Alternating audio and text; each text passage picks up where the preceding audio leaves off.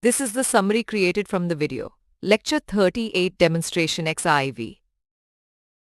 This video introduces the concept of applet programming, demonstrating how applets can be integrated into HTML documents to create interactive web applications.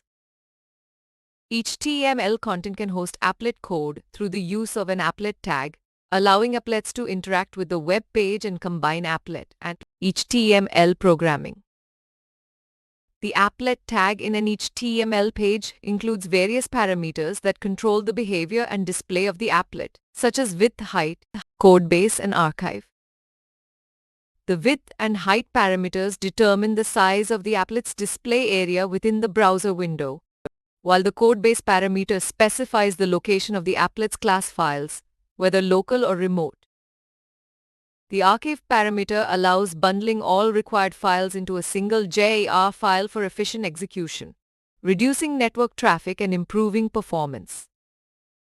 As an alternative to the applet tag, HTML5 introduces the object tag for embedding applications, ensuring compatibility across different HTML versions. Applets can accept parameters passed from the HTML file using the param tag, enabling customized behavior based on the values extracted using the getParameter method. The calculator at showcases a graphical user interface with buttons and a text field, demonstrating event handling and layout management using AWT and layout classes.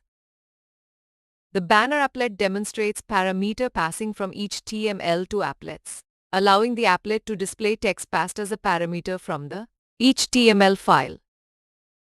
While applets allow interaction with HTML content, combining applets and HTML programming enables the creation of powerful web applications with rich functionality.